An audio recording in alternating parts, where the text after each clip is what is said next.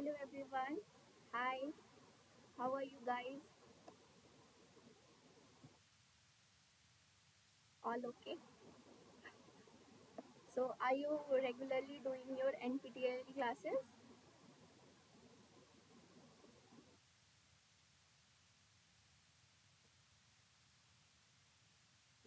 Oh, very good, very good. So, this is my last class. Probably I will ask for one more class where I can show you some antennas, some microstrip patch antennas, and how to test them. I can show that to you. Maybe one more class we can have. I need to check with the coordinator for that. Okay, and yeah, so let's start the session. Okay, so today we will be going through previous year's assignment 8 for week 8. Um, yeah, so what is the deadline for assignment 8? Is it tomorrow? Yes, ma'am. Okay, all right. Okay. Okay, so let's start the session then.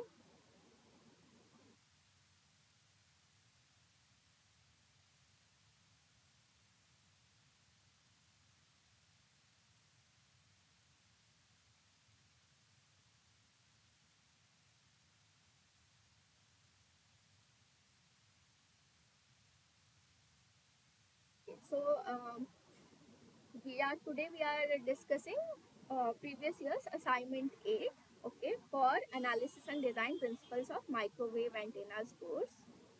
Okay, so here the first question is, which of the following is not which of the following is not an assumption in Hallen's formulation for a foreign dipole antenna? So question is, which of the following is not an assumption in Hallen's formulation for a dipole antenna? Okay, so you have to tell me which is not an assumption.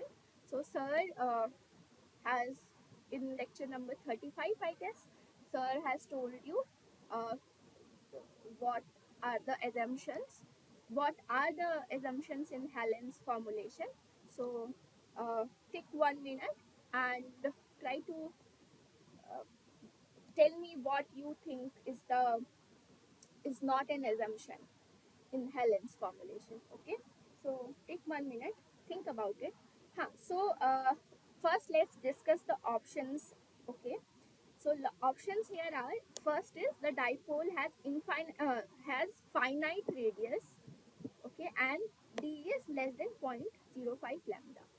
So here first assumption is dipole has finite radius and the the diameter is less than 0.05 lambda. First assumption. Second assumption is the dipole is a long dipole and L is greater than A. Okay, so length is greater than the cross section area.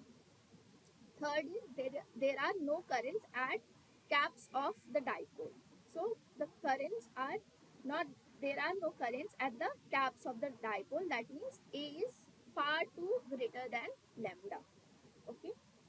Option D is Ez is a scattered field created by equivalent current by the wire assumed to be located at axis of cylinder. So you have to tell me which is not an assumption in Hallen's formulation.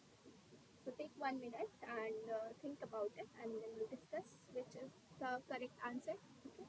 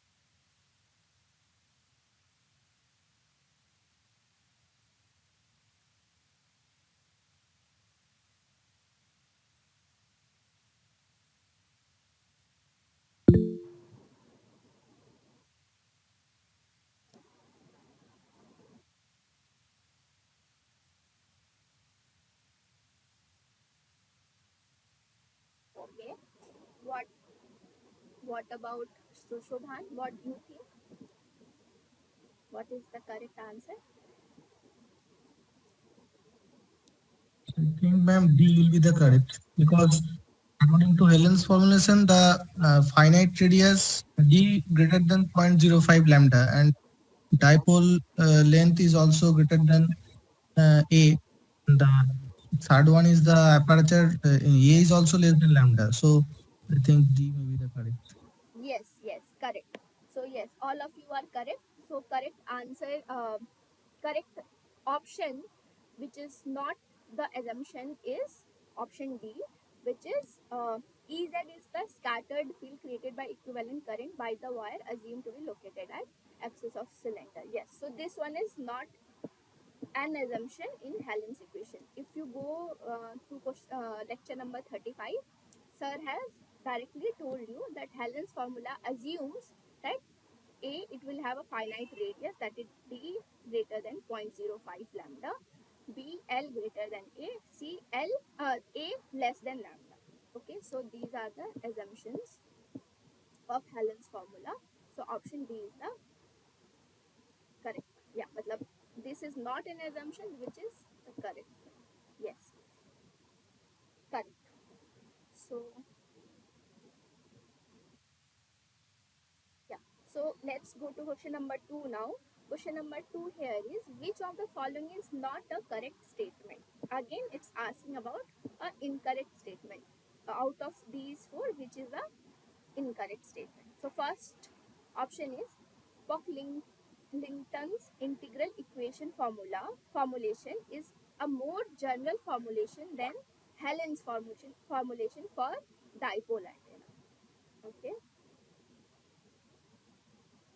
Okay. Option B is a basis function can be subdomain or entire domain. Okay.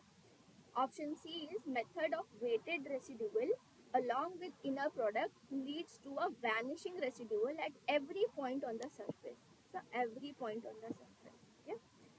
Option D is basis functions are always linearly dependent. So now you have to tell me which is the incorrect option. Take 1 minute and think about it and tell me which is the incorrect option.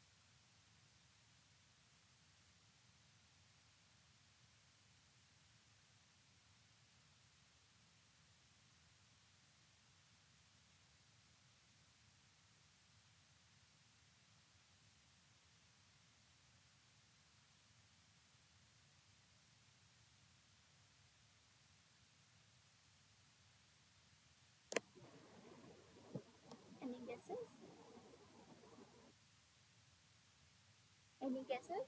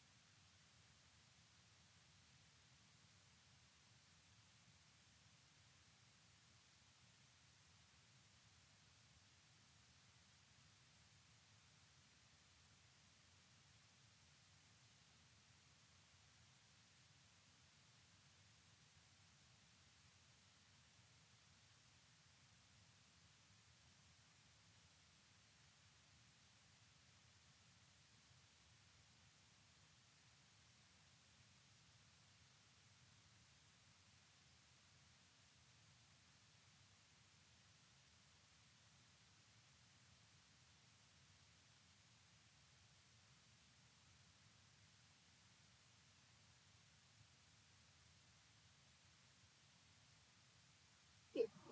So yes, Pollington's integral equation formulation. Am I audible? Yeah. C is not correct. Yes, correct. You are right, Ilango C.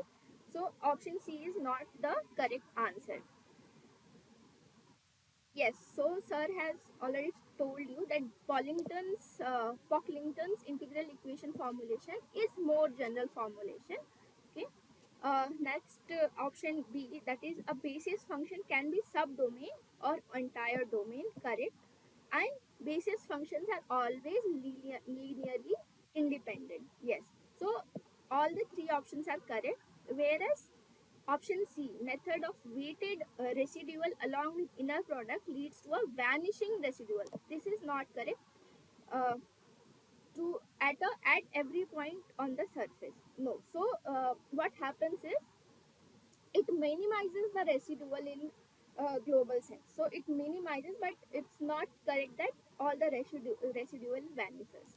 So method of weighted residual along with inner product does not lead to vanishing residual. Okay, it minimizes. So option C is the incorrect statement, which makes our options, we have to choose option C. Okay, let's go to next question. So huh, next question here says, which of the following is a correct statement for Galerkin's procedure? Okay, so which of the following is a correct statement for Galerkin's procedure? Basis as well as weighing function is sinusoidal. Okay. Weighing function is sinusoidal. Okay. Weighing function is equal to delta function. Okay. Weighing function is equal to basis function. So sir has directly written this in his lecture. So one of the options, and tell me which is the correct one. Take 2 minutes. In lecture number 37, he has discussed about this. So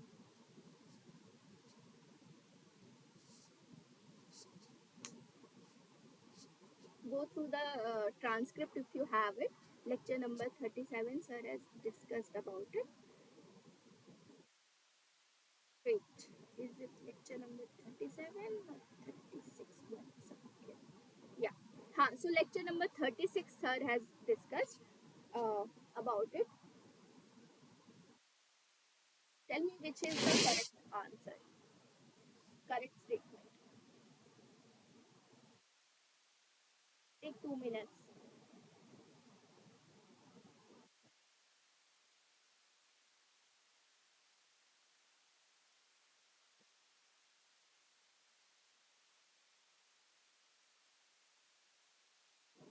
Right.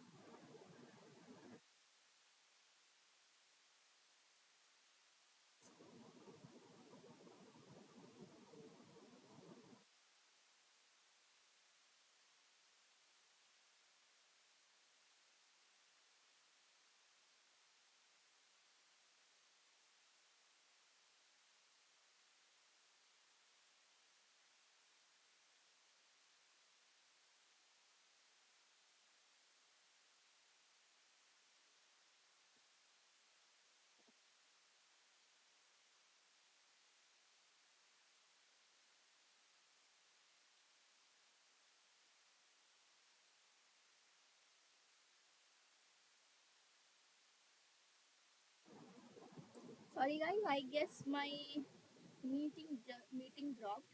My network dropped and made my meeting drop. Okay,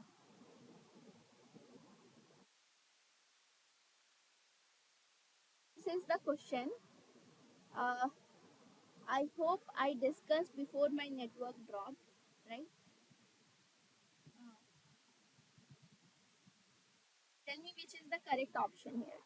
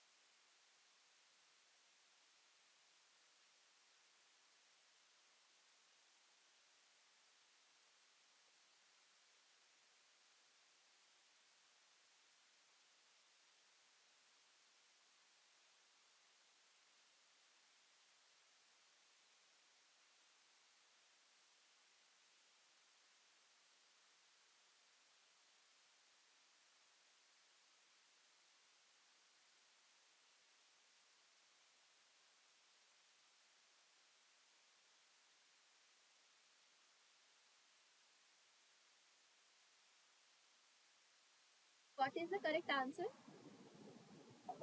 guys? Okay, so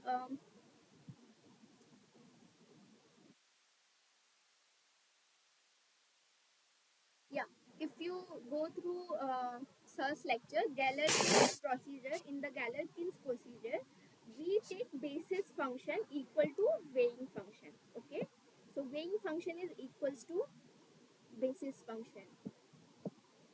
Others are we don't know. We don't know if these are correct or not. It is possible for different scenarios. It might be correct, it might not be correct, but the correct option here is weighing function is equal to basis function. This is the correct statement for Galerkin's procedure. Okay. uh,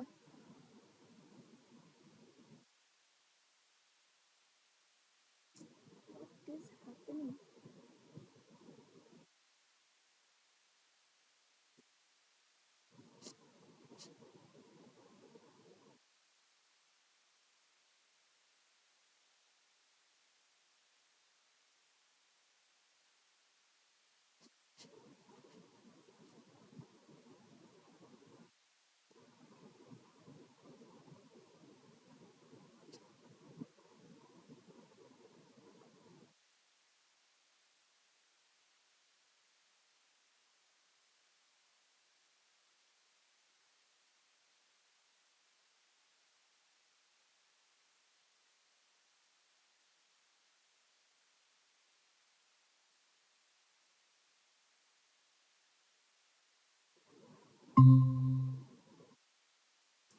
Sorry guys, I'm getting disconnected.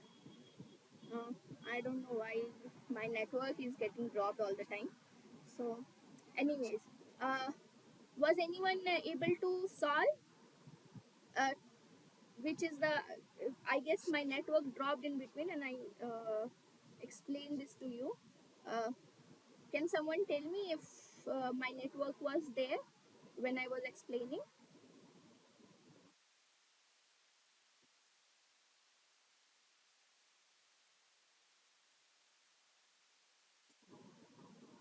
Hello, am I audible? Yes, ma'am. You are audible now. Okay, so uh, did you get what I was telling? Was No, I? ma'am. Huh? No, ma'am. Due to network issue, I can't hear your voice at that time. Okay, so question number 3, you didn't get it all.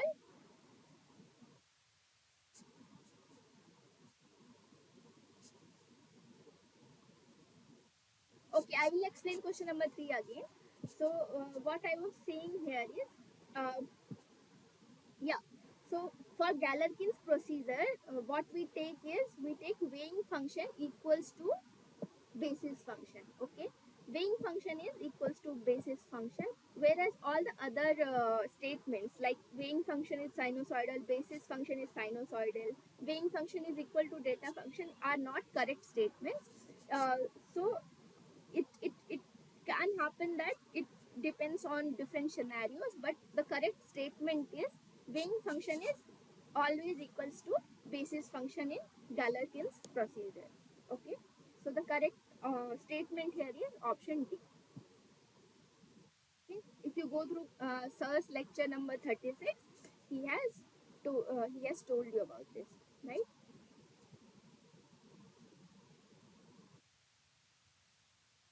Okay, all right. Let's go to question number 4 now.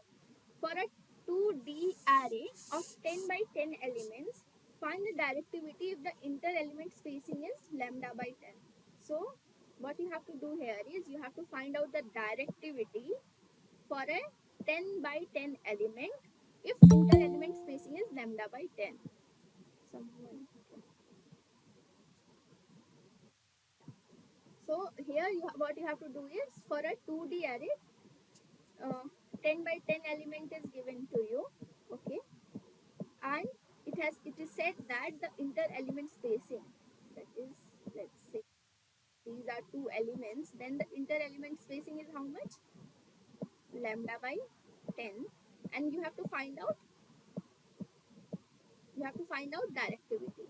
Okay, so for this question, if you go through lecture number 38,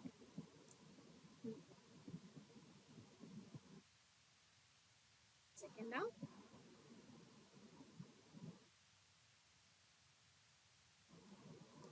no, if you go through lecture number 37.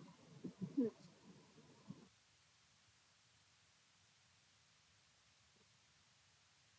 So if you go through lecture number 37, sir has given formula for directivity. So formula for directivity is 8.83 n plus 1 m plus 1 d square by lambda naught square. So d here is given to you, n is given to you, m is given to you. You have to find out the value of d. Will you be able to find out the value of d? Try to find out the value of d. Okay. So I'm giving you 4 minutes to solve this question. And here is the formula. D here is how much? D here is how much? Lambda by 10.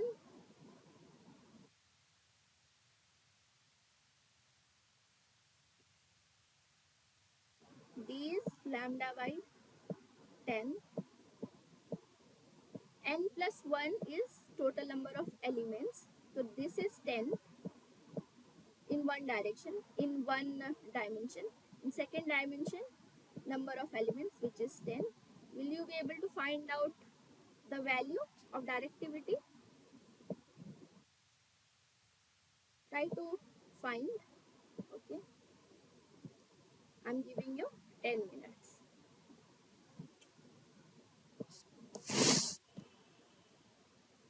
Let me know if you need to check the question. Write the formula down. So write the formula down. Yeah. Okay. So write the formula down. And okay, so there is a formula here. Okay.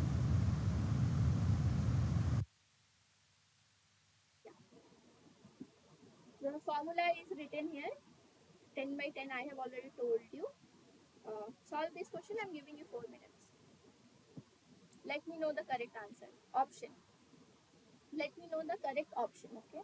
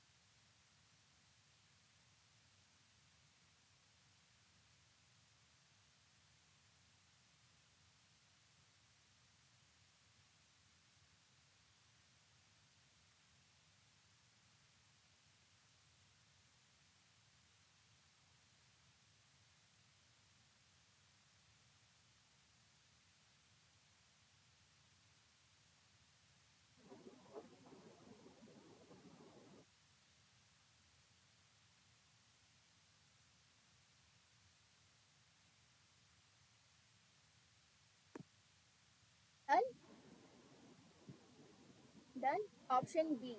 Okay. Yes, correct. So option B is the correct answer.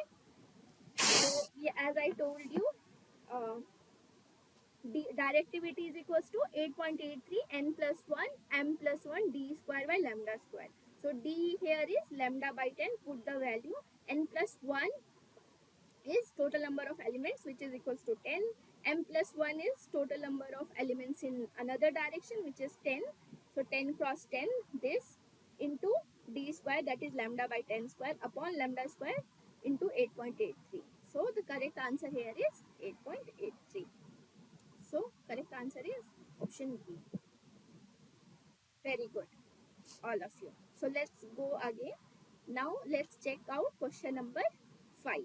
So question number 5 here says, for an uniform linear array, which of the following statement is correct? So it's a linear array, okay? It's a uniform linear array. Which of the following statement is incorrect? Okay, you have to be very careful while reading the question statement. So here it's asking statement which is incorrect. Option A here is, a number of elements in the array n plus 1 increases. The main lobe gets narrower. Okay. As the number of elements in the array n plus 1 increases, the number of side lobes increases. Okay. Option C, as the number of elements increase, the side lobe level decreases. Hence, an SLL of minus 15 dB can be easily achieved. So question number B, statement B is, as number of elements in the array increases, the number of side lobe increases. Okay. Option number C here says that uh, as number of element increases, side lobe level decreases, and side lobe level of minus 15 dB is easily achieved. Okay. Option number D here is, FU is symmetric about pi. Okay. So tell me which is the incorrect option. Take 1 minute and then we'll discuss which one is the incorrect option. Okay. Yes. Very good. What about others? Think about it and tell me which is the incorrect option.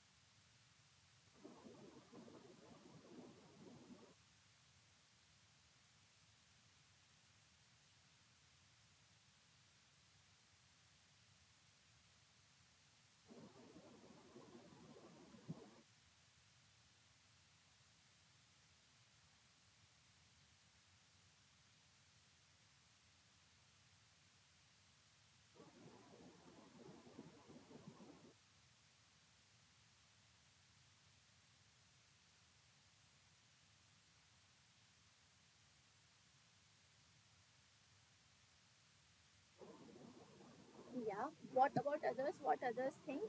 Which is the incorrect option?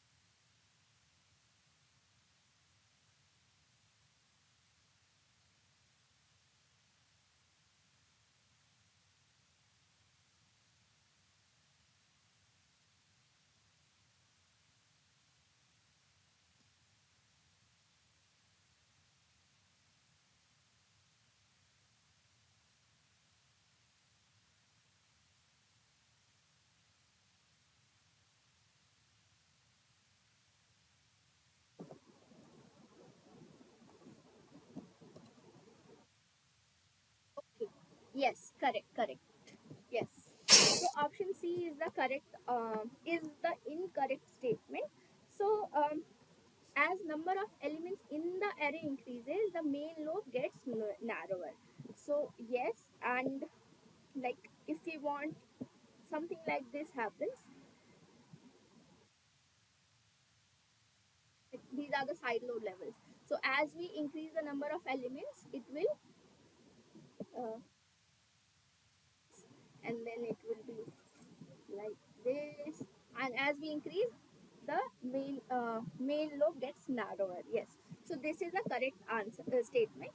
Option B says, as the number of elements in the n plus 1 in the array n plus 1 increases, the number of side lobes increases. Correct, this is also correct. जैसे जैसे हम elements का number बढ़ाते जाते हैं, side lobes ज्यादा होते जाते हैं. ठीक है, एक ही एलिमेंट रहेगा तो उसका there won't be any side lobe, right? But as we start increasing the number of elements, we start getting side lobes. Okay, now statement C. Let's read statement C. Statement C here says, as the number of elements increases, the side lobe level decreases. Okay, hence and side lobe level, why is this and hence side lobe level of minus 15 dB can be easily achieved. So this statement is not correct because uh, it is correct that as the number of elements increases, the side lobe level decreases. This is correct. But the side lobe level won't decrease from minus 13.5 dB. There will be side lobes, and it will have a level of minus 13.5 dB. This is the maximum achievable side lobe level. We can't get to minus 15 dB. Okay. So option C is the incorrect one. Option D is Fu is the symmetric about pi. Yes, correct. Okay. So now let's go to question number 6.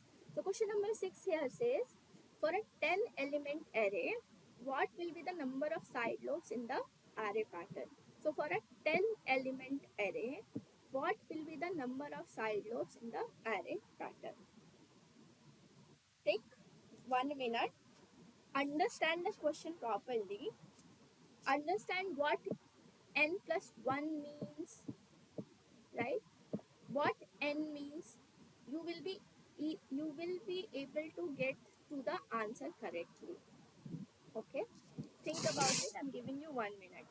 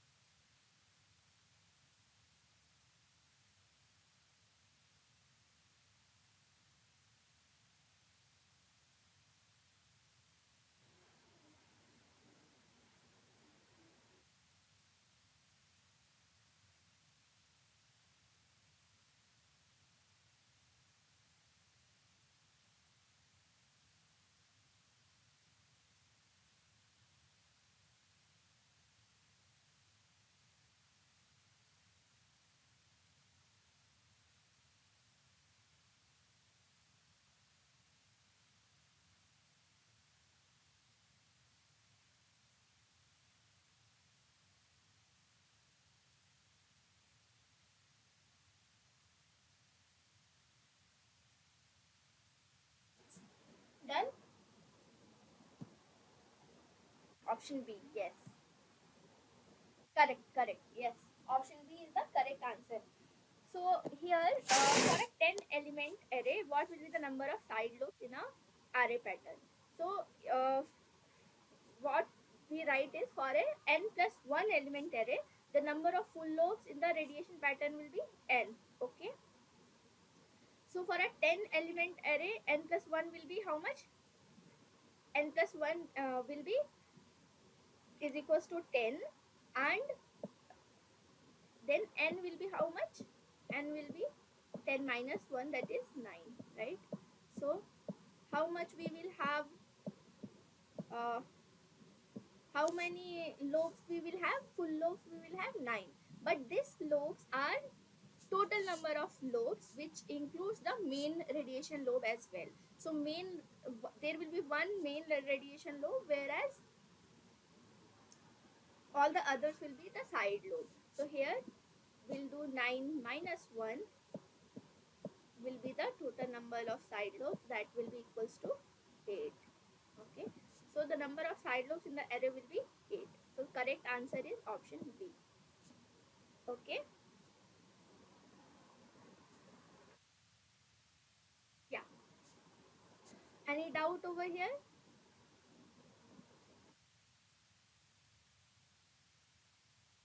Okay, so let's go to question number 7 now. So question number 7 here says, which of the following is true for a ultra wideband antenna? So which of the following is true for an ultra wideband antenna is the question. So first statement is, the fractional bandwidth of the antenna should be greater than zero point 0.2. Okay.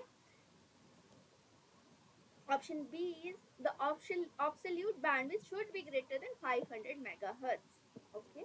The maximum fractional bandwidth that can be achieved for an ultra wide band antenna is 200%. Statement D is, log periodic antenna is an ultra wideband antenna. Option E is, ultra wideband antenna should not be dispersive so that it can transmit a short pulse. So you have to tell me which of the following is true for an ultra wideband antenna. Understood the question? So these are the options.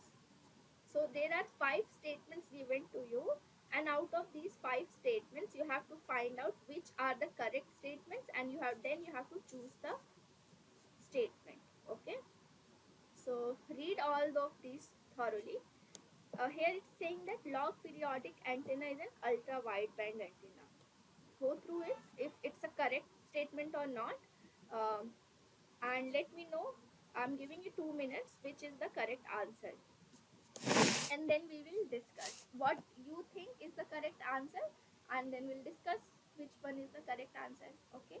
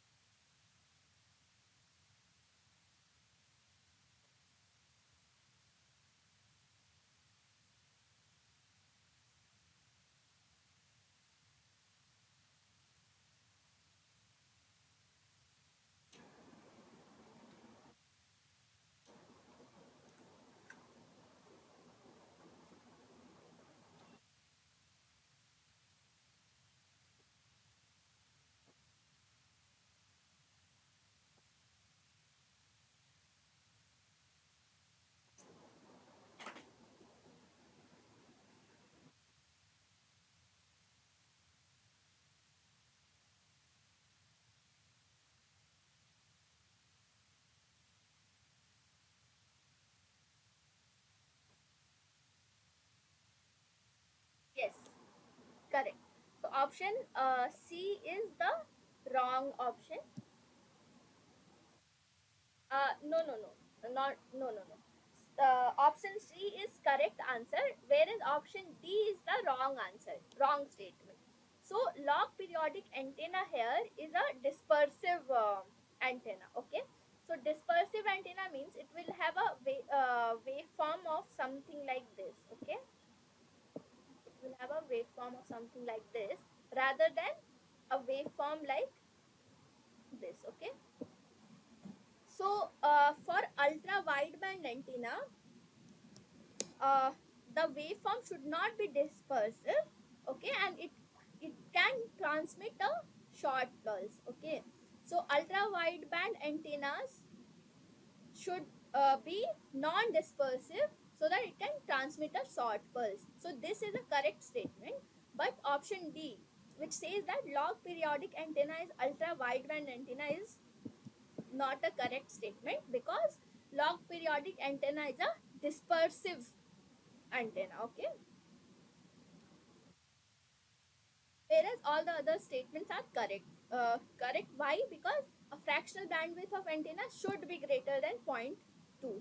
Okay, for a ultra wideband antenna, whereas absolute bandwidth should be greater than 500 megahertz. This is also correct. Fourth option, that is option C, is maximum fractional bandwidth that can be achieved for an ultra wide band antenna is 200%. Yes, this is also correct. Okay, so all the option A is correct. Sorry, statement A is correct, statement B is correct, statement C is correct, statement D is incorrect, statement E is correct. So option here is option A, that is ABC. Okay, let's go to option statement number sorry, question number 8. Question number 8 here says, which of the following statement is incorrect? Again, here question is asking for a incorrect statement. So first statement is antenna range measurement can be done in reflection ranges, free space ranges, slant ranges, and compact ranges. Okay. Option B here is a standard dipole or horn antenna can be used for antenna gain measurement. Okay.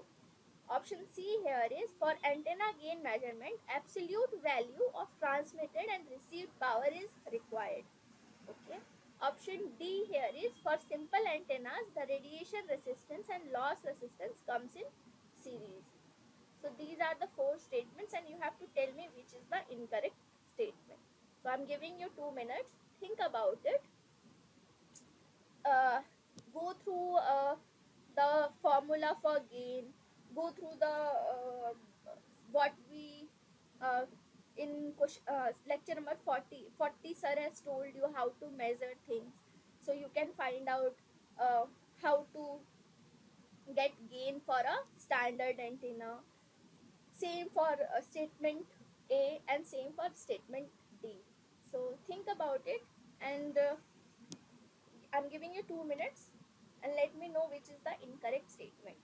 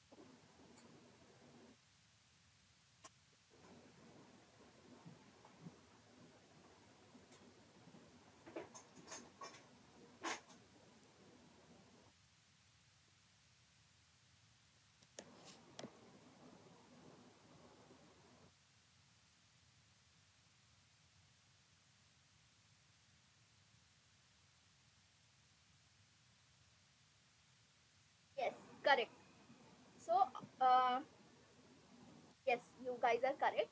So option C is the incorrect statement.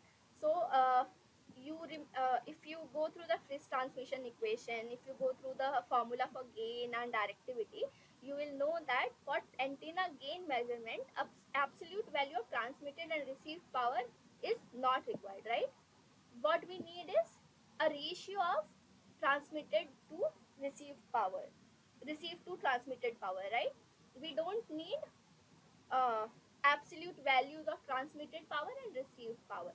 So option C, statement C is incorrect, whereas all the other statements are correct. Okay, so antenna range measurement can be done. Yes, it can be done for reflection, it can be done for the how much free space range it has, it can be done as how much slant range it can have, the antenna can have, how much compact range it can have. Yes, so antenna range measurement can be done for all of these ranges. Statement B says that a standard dipole or horn antenna can be used for antenna gain measurement. Yes, this is also correct. In practical, actually, uh, in practicality, almost all of us uses horn antenna itself. We don't even use dipole antenna. Yes, dipole antenna can be used, but when it comes to research, most of us use horn antenna. Uh, uh, I can, if I get another lecture, I can try to show you the horn antenna which we use for antenna gain measurement. Okay. Option D here is for simple antennas, the radiation resistance and loss resistance comes in series. Yes, correct. So let's go to statement, question number 9. Okay. Anyone has any doubt?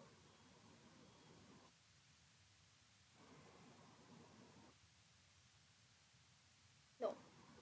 Okay. So let's go to question number 9 then. Design a broadside Dolph Chebyshev array of 5 elements with spacing d is equals to lambda by 2 and with side lobe amplitudes that are 10% of main beam, maximum side lobes 20 dB below main lobe, r is equals to 10. So that is, this is ratio of main lobe by side lobe by main lobe. Okay, no, sorry, main lobe by side lobe. Find the excitation current for each element. So here you have to find out excitation current for each element and how many array elements are given in an array. We have been given 5 elements. Spacing is lambda by 2. Okay, so now you have to find out excitation current for each element. So first what we will do is, for Dolph Chebyshev array, we know that number of elements is equals to 2n plus 1, that is 5 is equals to 2n plus 1. From here we will get the number of n. So n is equals to 2. R, what did I tell you? R is equals to ratio of main beam maximum to side lobe level, which is 10, which is given in the question. Now first what you have to do is you have to find out x1. X1 can be given as cos h gamma 1. Gamma 1 is how much? Cos h 1 upon s 1 upon n cos h inverse 1 into r. Okay, so cos h is, yeah, cos h is 1 by 2 cos h inverse 1 into 10. So here x1 we will get 2.3452, right? Now we know that the value of d is equals to lambda by 2. We'll put it here. A is equals to x1 minus 1 by 2, b is equals to x1 plus 1 by 2. Okay, and fu is equals to how much? Tn a plus b cos u. Here sir would have, one second, not here, here. Let me check. Sir has discussed this function with you, so I'm looking at it right now. Okay,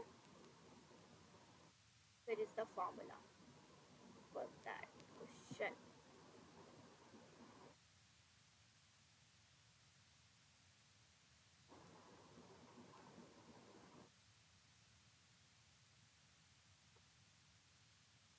Chebyshev.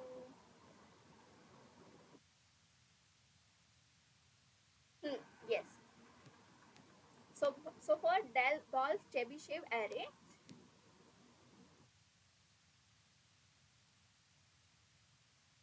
Fu is how much Tn a plus b cos u, and Fu can be written directly as 2a square plus b square minus 1 plus 4ab cos u plus b square cos 2u. Okay, so when we so elements are how will be the elements? 1, this is at 0, one element kept here, that is at 1, one element kept here, that is at minus 1, one element kept here, that is 2, one element kept here, that is minus 2. Okay, and when we make yeah, and these are cos u will be at cos u will have the element current element, sorry, current in the element for which elements? 1 and minus 1. Okay, and for cos 2u it means that current in element 2 and minus 2, whereas all the other constant which does not have cos u or cos 2u in element, that means it is for element 0. Okay, yeah. Okay, so what you have to find out is you have to find out all the coefficients for uh, one coefficient without cos u, without any cos part in there, second element which has cos u part, and third element which has cos 2u, the coefficient which of cos 2u. Okay, so what you will do is you will divide. So what will happen is there will be a current given to element 0. Where did I make? So there will be current given to element 0, current given to both the elements. So the coefficient, whatever coefficient you will find here, what you have to do is divide by 2, and that will be the coefficients given to current excitation given to elements minus 1 and 1. Then this coefficient, that b square, whatever you will get here, divide it by 2, because it will be given to the element kept at minus 2 and the element kept at 2. Okay, uh, were you able to understand what I told you? No ma'am. This no ma'am for this question or for earlier? I guess it is for earlier. uh, are you able to understand what I am trying to tell you here?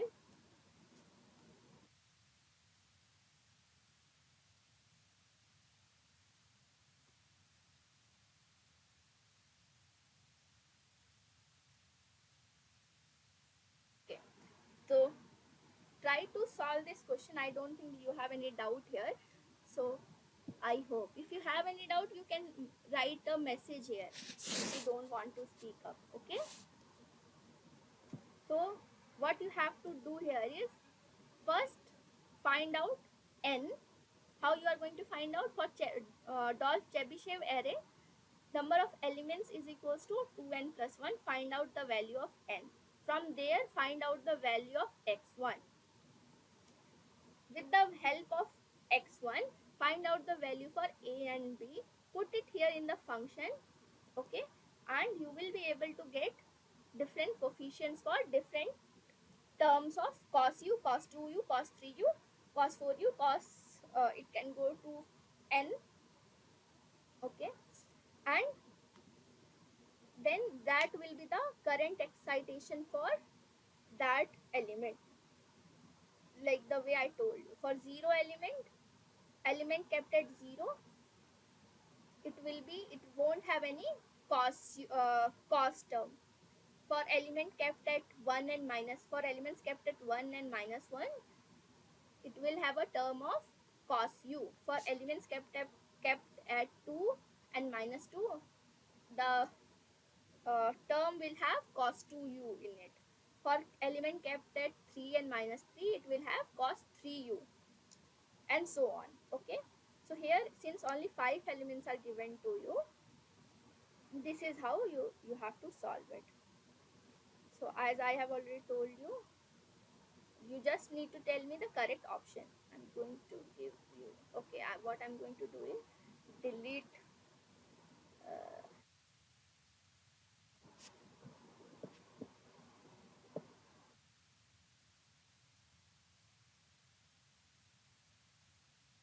tell me the correct answer.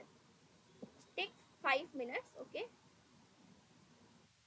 solve this question and tell me the correct answer.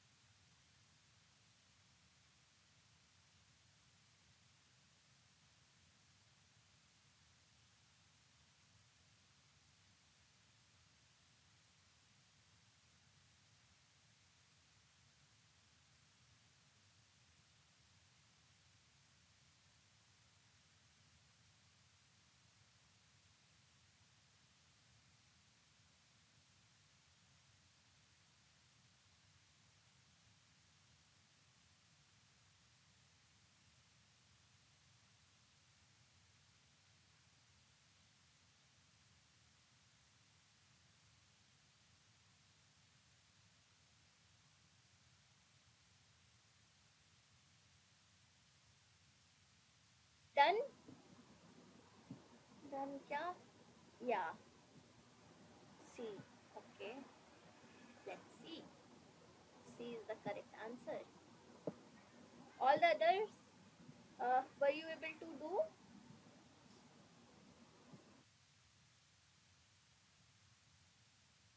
So, guys, were you able to do it? Were you able to solve the question? Yeah, Ilango did it. Yes, correct answer is option C. What about others? What others think?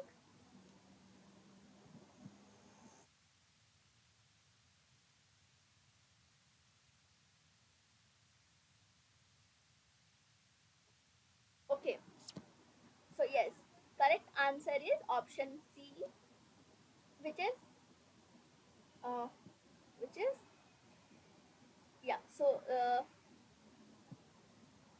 let's solve this. Yeah. So as I told you, what you have to do is R is the ratio of main beam maximum to side lobe level is equals to 10, and number of elements you already found out how much, n is equals to 2. So first what we have to do is we have to find out x1. All the values we have to put. The value of x1 we will get is 2.3452. After finding the value of x1, we will put it in the formula for a and b. So formula for a is x1 minus 1 by 2. For b is x1 plus 1 by 2. We'll put the value of x1, and a is 0.6726, b is 1.6726. Fu is again, Fu is equals to 2a square plus b square minus 1 plus 4ab cos u plus b square cos 2u. So this b square is for current excitation for element 2 and minus 2. For the coefficient of cos u will be the current excitation for 1 and elements 1 and minus 1. For the value 2a square plus b square minus 1, whatever the value will be, this will be the correct excitation for element kept at 0. Okay, so here what we got is 2.7 plus 4.5 cos u plus 2.8 cos 2u. So 2.7 is for element, so whole 2.7 will go for element 0, whereas 4.5 will be divided and it will go as 2.25 as minus in minus 1 and 2.25 in element 1. For element 2, again it is 2.8. So 1.4 will go in element 2, 1.4 will go in element minus 2. Okay? Any doubt here in this question? Understood how to solve this question, right? That's what matters. You need to know how to solve this question. Now let's solve question number 2. Question number 10.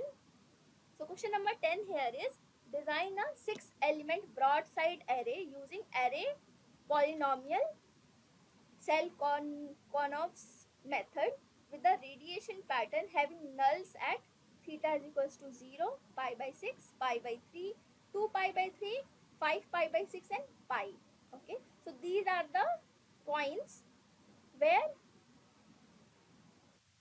radiation pattern is null. Okay, choose d is equals to lambda by 2 and u naught is equals to 0. Find the relative values of required current in each element. So you have to find out the relative values of required current in each element. And it's a 6 element broadside array. Okay, it's a 6 element broadside array, and nulls, uh, points where there will be null is these. So how you are going to solve it?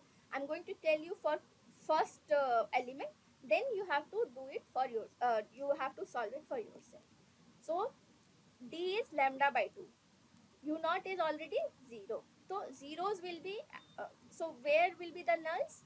Nulls will be, there will be different values as given in the question, right? For theta is equals to 0, there is a null. So z1 is equals to e to the power j 2 pi cos 0. This is null can be written as e j 2 pi cos the cos theta. cos theta. Okay, so this theta is the theta where null is achieved. So for different values you have to find out the z. So z1, I have already told you how to find out z1. Find out z2, z3, z4, as much nulls are given here. Find out all those nulls. Once you get that, we will put it in the array factor uh, as this, that is z minus z1, z minus z2, z minus z3, z minus z4, z minus z5, z minus z6. Since there are 6 nulls, right? 1, 2, 3, 4, 5, 6. Yeah. So 6 nulls are there. So we'll put it here and we will get the values of array factor. Now for element 1, it's how much? It's coefficient here. Whatever the coefficient here will be, that will be the correct answer. For element 2, this will be the coefficient. For element 3, this will be the coefficient. For element 4, this, 5 this, 6 this. Okay, okay. And depending on the, if it has a j, then we will put the angle. If it does not have j, we'll put it like that. If it has a negative symbol, then it's a pi. If it has a positive angle, then angle is 0. If the if the coefficient is positive, then angle is 0. If coefficient is negative, angle is pi. If coefficient j has j in it, which is imaginary coefficient, we have positive imaginary coefficient, then its angle will be pi by 2. If negative coefficient angle, then it's if negative coefficient, then angle will be minus pi by 2. Understood? And this is the function that we have to use, array factor. Okay, yeah. So first find out z. Z1 I have already told you how to find out. Find z2, z3, z4, z5, z6. How you are going to find out? Like this, z2 pi cos theta. Theta will be different null values of different nulls, and you will be able to find out z1, z2, z3, z4, z5, z6. Find it out, put it in the array factor, find out the coefficients, and you will know which is the correct option. So I'm giving you 5 minutes, solve this question, and then we'll discuss. Yeah, and then we'll discuss.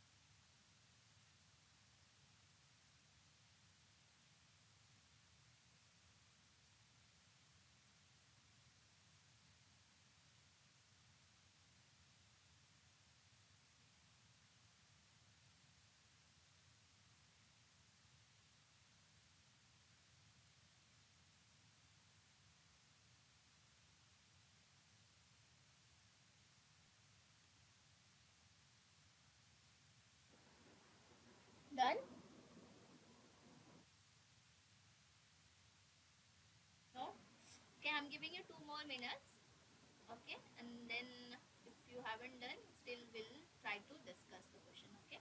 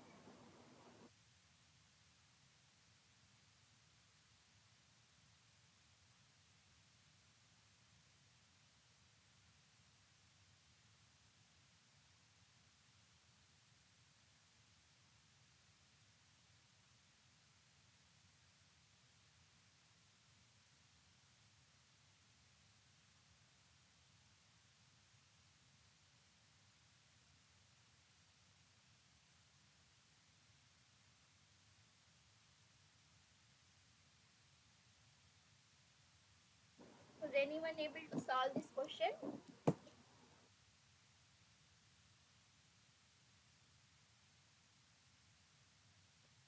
No.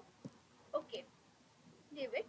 So, yeah, as I told you, uh, how you are going to find out z1, z2, z3 is put e j 2 pi cos theta. So for different values of theta where there is a null, you will be able to find out different values of z. So the first null occurs at theta is equals to 0. So we'll put z1 e j 2 pi cos 0. So which will be equals to z1 will be equals to 1. For z2, the second null occurs at theta is equals to pi by 6. So z2 will be a j 2 pi cos pi by 6. So here we got e j root 3 pi, which is equals to 0.66 plus j 0.75. Okay. Similarly, the third null will be at theta is equals to pi by 3. So when theta is equals to pi by 3, then z3 will be how much? E j 2 pi cos pi by 3, which is equals to z3 will be how much? Minus 1. For theta is equals to 2 pi by 3, again z4 will be e j 2 pi cos 2 pi by 3, which will be the value will be equals to minus 1. For theta is equals to pi by 6, again we'll do the same thing, that is e j 2 pi cos 5 pi by 6. So 0.66 minus j 0.75. Z6 will be again e j 2 pi cos pi, which is equals to 1. Okay. So now array factor, that is mod f of u will be how much? Z minus z1. Z minus Z2, Z minus Z3, Z minus Z4, Z minus Z5, Z minus Z6. So all the values Z, all the values of Z1, Z2, Z3, Z4, Z5, Z6 is already given here. What you have to do is put all the values here and multiply it, open whole, all the brackets you have to open, you will get different coefficients of Z, right? Which will be equals to how much it will be if you multiply and uh, open all the brackets, then it will be z6, z to the power 6 plus 1.5 j z to the power 5 minus 3 z to the power 4 plus 3 z square minus 1.5 j z minus 1. Okay, you just have to put all the values of z1, z2, z3 as you find it here. Okay, so the coefficient of z6 will be the current excitation for element 1, that will be, since it's a 1, so it's a coefficient here is 1, right? So it's a I naught, 1 I naught. For second coefficient, for second element, the excitation will be how much? 1.5 j. 1.5 j can be written as 1.5 I naught with a angle of pi by 2, with a phase of pi by 2. Similarly, for third element, how much excitation will be given? Current excitation will be given minus 3 I naught. So that means 3 I naught with a phase of pi. Element 4 will have same 3 I naught, since the coefficient here is positive, right? It has a coefficient is plus 3. So 3 I naught angle 0. Similarly, you will do it for all the other elements and you will find out the relative current excitation for each element. So, correct answer is option A. Okay, got it? Any doubt?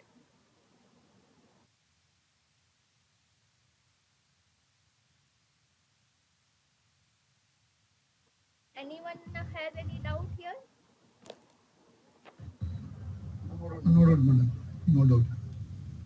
Okay, very good. What about others? Were others able to understand at least? I understand that it was less. It's possible that you might not be able to solve all the equations, especially the product part. It was huge equation, but you understood, right?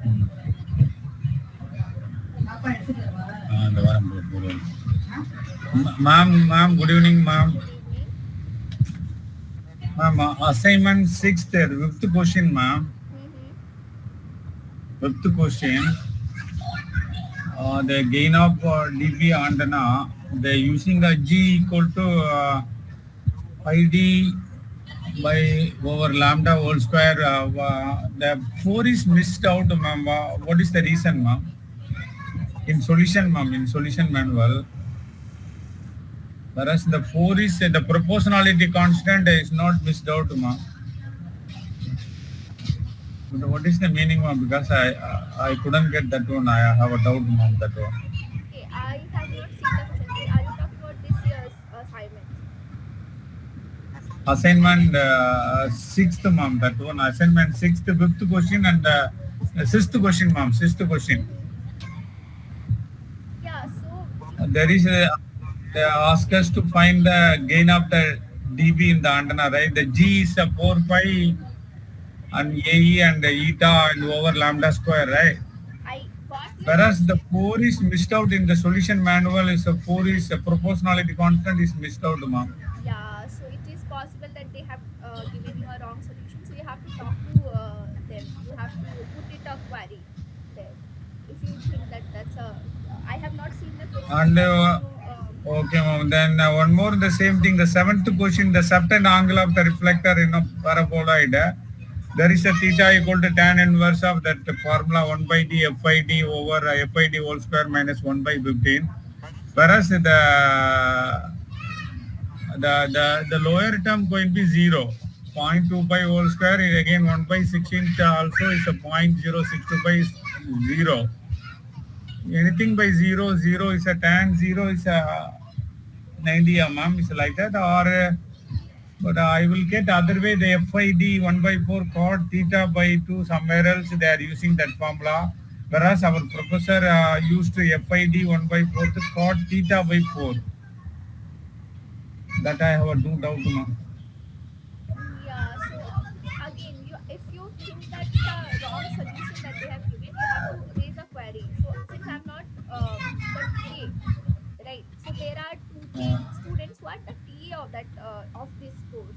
So what you can do is you can raise a query there if you think that the solutions are not correct. Okay, either this, or if you Okay, have a ma'am. like, if you think that even the solution is correct but you are not able to understand what actually it means, then also you can raise a query.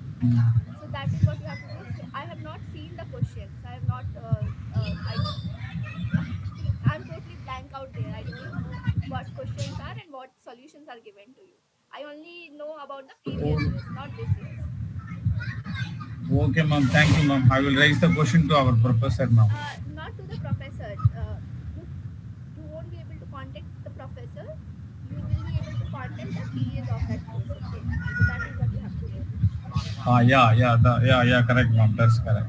I will raise the question. Thank you, ma'am. Thank you, ma'am. Yeah. So what about others? I'm asking if you have doubt on in this assignment. Okay. Okay.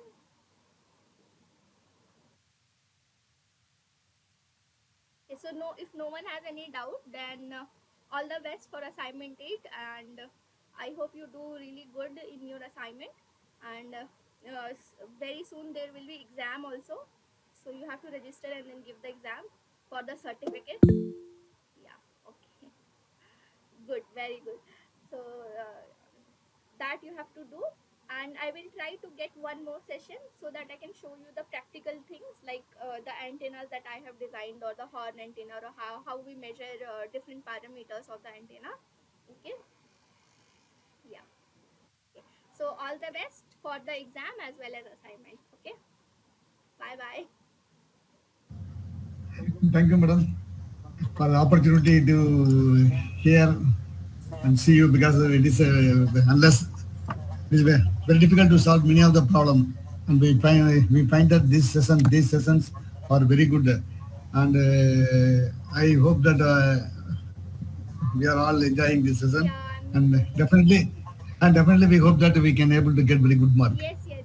Yeah, yeah. So because of this. the questions are mostly based on previous year's assignment itself. So I don't have any doubt that you guys will score really good. Okay, so all the best. You're going to get really good marks there. Ma'am, one more humble request, ma'am. Do me a favor. Can you post the eighth that the assignment is before tomorrow, ma'am? Before tomorrow, we're updating our assignment, ma'am. Okay, Please, ma'am. okay, all right. I will do that. Because we want to refer, ma'am. Okay, okay, all right. I will do that. I will do that. Oh, thank you, ma'am. Thank you, ma'am. Okay, then. Bye, bye. All the best, everyone, and thank you for uh, coming here, attending the sessions. It was a really nice session for me as well. I learned a lot from you guys. Uh, yeah.